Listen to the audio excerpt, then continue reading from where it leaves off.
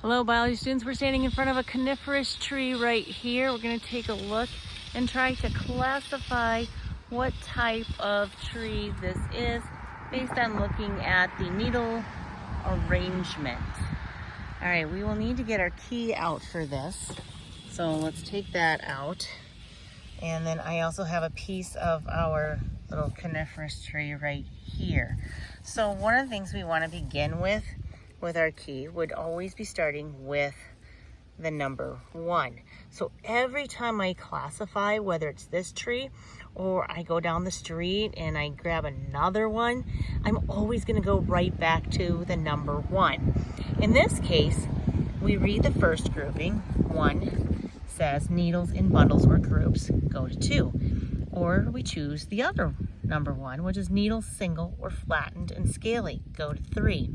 Well, in this case, our needles are single, but they're not flattened or scaly. So we're actually going to go down to number 3. Here, we now are at number 3. So here it says needles scaly and flattened, go to 4, or the other 3 says needles single, go to 5. Well, our needles are single on that little branch there. So we're going to go to 5. We come down to 5. Needles flat, go to 6. Or needles square, 4-sided, stiff, sharp. Then it would tell us that it's a spruce species, and we're going to see letters A or B below. Well, we have to look very closely at our needles, and sometimes you can even just pull one off and take it between your finger and roll it, and you can also look at it very carefully and see that our needle is square and that it has those 4 sides. It is very stiff and it is very, very sharp to the touch. So we're going to go down to that box that says that it is a spruce species.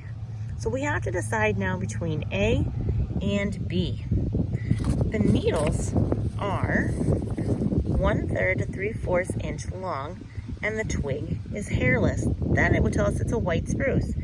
But if it's that same length, but the twigs have hair and it grows in a wet area, it's a black spruce.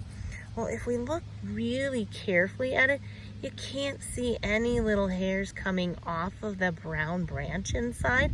So we are going to go with the fact that they are hairless, and it is the white spruce.